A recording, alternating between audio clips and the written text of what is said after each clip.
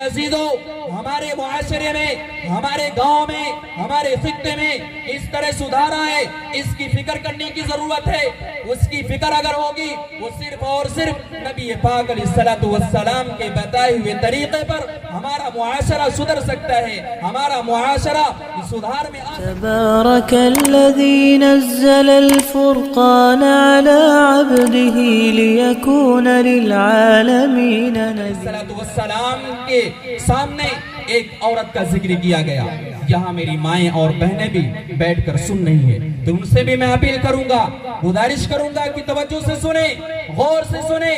حضور پاک علیہ السلام کی مجلس لگی ہوئی ہے، صحابہ آتے ہیں اور عرض کرتے ہیں، اے اللہ کے نبی صلی اللہ علیہ وسلم، اے محبوب کبریا، اے جناب مصطفیٰ صلی اللہ علیہ وسلم، ایک عورت ہے بڑی تہجد گزار ہے، ایک عورت ہے بڑی نیک ہے، ایک عورت ہے بڑے نیک والا کام کرتی ہے، ایک عورت ہے روزہ بہت رکھتی ہے، ایک عورت ہے چاشتہ ہوا بین پڑتی ہے، لیکن اے نبی پاک علیہ السلام، ایک بات ہے، ایک وجہ ہے، وہ یہ کہ جب وہ اپنے کسی ایک بہن سے بات کرتی ہے تو اس کے دل کو چکنا چور کر دیتی ہے، اس کے دل کو رنجیدہ کر دیتی ہے، اس کے دل کو غمزدہ کر دیتی ہے، اس کو تکلیف میں مبتلا کر دیتی ہے، اس کو پریشانیوں میں مبتلا کر دیتی ہے، یعنی اپنی زبان سے اپنے پڑوسیوں کو، اپنے بہنوں کو یعنی کہ کڑوی کسیلی سناتی ہے۔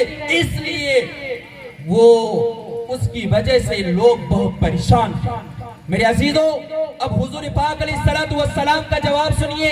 یہ کسی عالم کا فتویٰ نہیں، یہ کسی مفتی کا فتویٰ نہیں، یہ کسی اور کا افتاء کا فتویٰ نہیں، یہ حضور پاک علیہ السلام کا فتویٰ ہے۔ یہ حضور پاک علیہ السلام جس کے صدقے میں، جس کے طفیل اس کائنات کو سجایا اور بسایا گیا، حضور پاک علیہ السلام نے فرمایا، اگر وہ ستاتی ہے اپنے پڑوسن کو، اگر وہ تکلیف دیتی ہے اپنے پڑوسن کو، اگر وہ تکلیف دیتی ہے اپنی بہنوں کو، تو سنو، غیر انہا تودی بلسانی جرارہا، اگر اپنے الفاظ سے دوسروں کو تکلیف دیتی ہے تو سنو، الا وہی فی النار، الا وہی فی النار، وہ جہنمی ہے، وہ جہنمی ہے، وہ جہنمی ہے۔ جنت تو ملتی ہے اعلیٰ کیریکٹر سے، جنت تو ملتی ہے حضور پاک علیہ السلام کے بتائے ہوئے طریقے سے، جنت تو ملتی ہے حضور پاک علیہ السلام کے ارشادات پر چلنے سے۔ نمازی تو ہے لیکن حضور پاک علیہ السلام نے جو بتلایا اس کے مطابق اپنی زندگی نہیں گزارتی۔ اس لیے میرے دوست عزیزوں، یہ جو جلسہ ہے اصلاح معاشرہ سیرت النبی صلی اللہ علیہ وسلم کے علماء سے رکھا گیا، تو ہمیں فکر کرنی چاہیے، اور جن لوگوں نے اس اجلاس کو سجایا، میں ان کے لیے عطا دل کی گہرائیوں سے دعا کرتا ہوں، اللہ تعالیٰ ان کی تمام جائز تمناؤں کو پورا فرمائے۔ میرے عزیزوں، ہمارے معاشرے میں، ہمارے گاؤں میں، ہمارے خطے میں اس طرح سدھار آئے، اس کی فکر کرنے کی ضرورت ہے۔ اس کی فکر اگر ہوگی، وہ صرف اور صرف نبی پاک علیہ السلام کے بتائے ہوئے طریقے پر ہمارا معاشرہ سدھر سکتا ہے، ہمارا معاشرہ سدھار میں آ سکتا ہے۔ میرے عزیزوں، یہ بھی فکر کرنے کی ضرورت ہے کہ ہمارے دل میں نبی پاک علیہ السلام کی محبت کتنی ہے، نبی پاک علیہ السلام کے بتائے ہوئے طریقے پر ہم کتنا عمل کرتے ہیں، کیونکہ حضور پاک علیہ السلام کی ایک حدیث ہے، ابو داؤد شریف میں یہ حدیث موجود ہے کہ ایک مرتبہ حضور پاک علیہ السلام مدینہ منورہ میں تشریف لے جا رہے تھے کسی کام کی وجہ سے، تو دیکھا کہ ایک بہت بڑی عالی شان عمارت ہے۔ کیا ہے؟ ایک بہت عالی شان عمارت ہے۔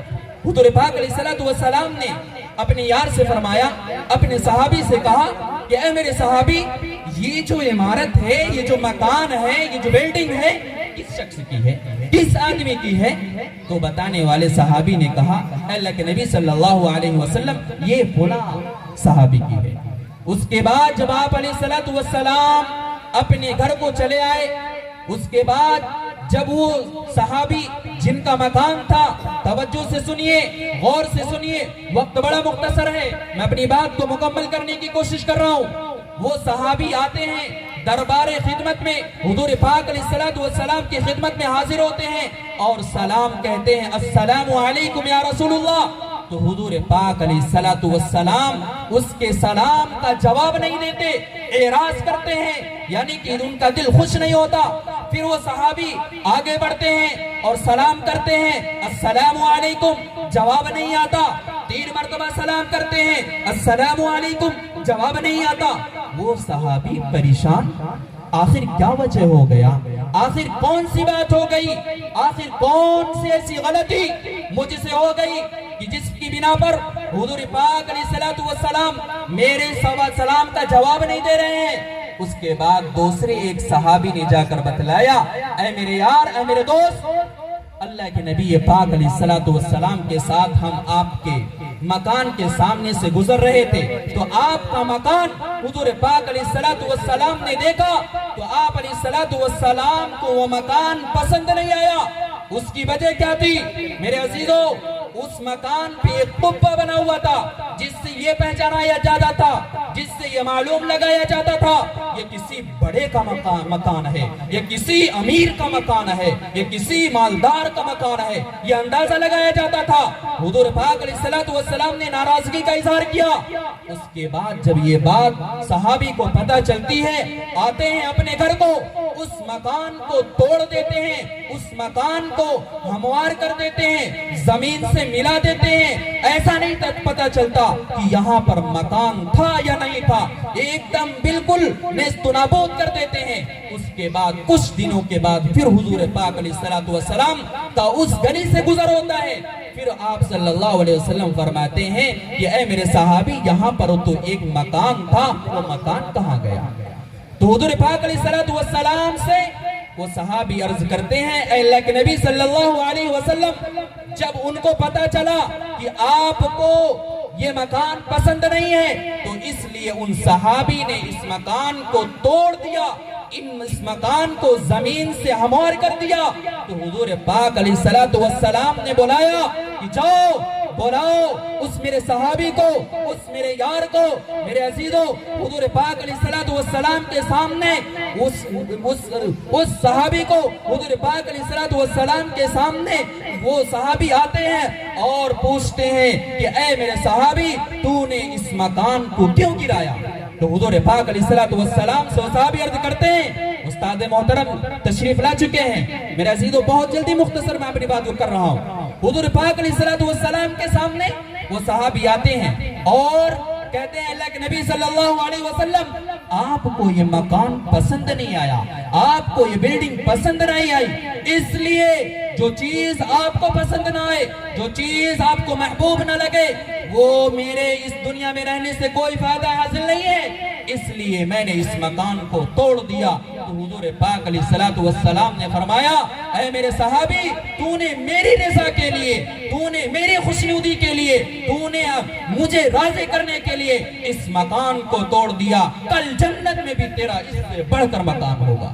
میرے عزیزو، جائزہ لینے کی ضرورت ہے، اپنے آپ میں غور کرنے کی ضرورت ہے کہ ہمارے دلوں میں، ہمارے دل میں نبی پاک علیہ الصلوۃ والسلام کی محبت ہے یا نہیں، ہمارے دل میں قرآن کی محبت ہے یا نہیں، ہمارے دل میں اللہ کی محبت ہے یا نہیں، ہمارے دل میں ماں باپ کی محبت ہے یا نہیں، ہمارے دل میں طلبہ کی محبت ہے یا نہیں، ہمارے دل میں اکابرین کی محبت ہے یا نہیں۔ اگر ہے تو سبحان اللہ، الحمدللہ، اور اگر نہیں ہے تو میرے عزیزو سن لو، قرآن شاہد ہے، الا من اتى اللہ بقلب سلیم۔ اللہ رب العزت کے سامنے انسان کو بلایا جائے گا تو اللہ رب العزت دیکھیں گے اس کے دل میں کہ اس دل میں کیا قرآن کی محبت تھی یا نہیں، کیا اس کے دل میں میری محبت تھی یا نہیں، کیا اس کے دل میں اللہ کے نبی پاک علیہ الصلوۃ والسلام کی محبت تھی یا نہیں۔ میرے عزیزو، اگر محبت ہوگی تب تو ہم کامیاب ہوں گے، اور اگر محبت نہیں ہوگی تو سن لو، ہم ناکام ہو جائیں گے، ہم خسارے میں پڑ جائیں گے، ہم نقصان میں پڑ جائیں گے۔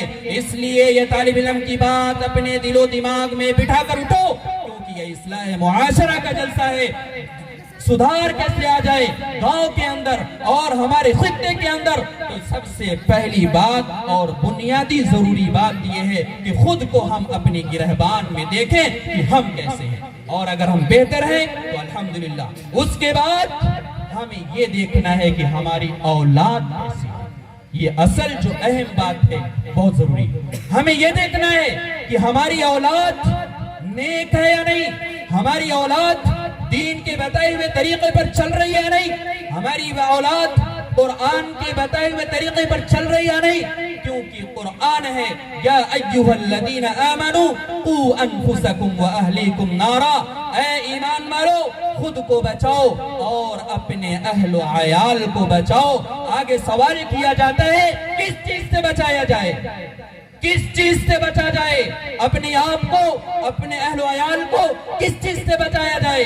तो सवाल का जवाब आता है अन्नार, आग से बचाओ, दुनिया की आग से नहीं। इसका इलाज हो सकता है, दुनिया में अगर खंजर लग जाए इसका इलाज हो सकता है। मेरे अजीजों, जहन्नम की आग इतनी खतरनाक, इतनी सख्त, उलमा जो मौजूद है, बैठे हैं, वो इंशाअल्लाह तफसीली गुफ्तगू करेंगे। मैं अपनी बात को मुकम्मल कर रहा हूँ। जहन्नम की आग बहुत ही सख्त होगी, बहुत ही खतरनाक होगी, इसलिए हमें अपने आप के बारे में फिक्र करने की जरूरत है और अपने अहल अयाल के बारे में फिक्र करने की जरूरत है। अल्लाह रब्बुल इज्जत मुझे भी और हम सबको भी अमल की तौफीक नसीब फरमाए कि मोहम्मद से वफा तूने तो हम तेरे हैं, कि मोहम्मद से वफा तूने तो हम तेरे हैं, ये जहां चीज है क्या लौह कलम तेरे हैं। वाखिर दावाना अल्हम्दुलिल्लाहि रब्बिल आलमीन।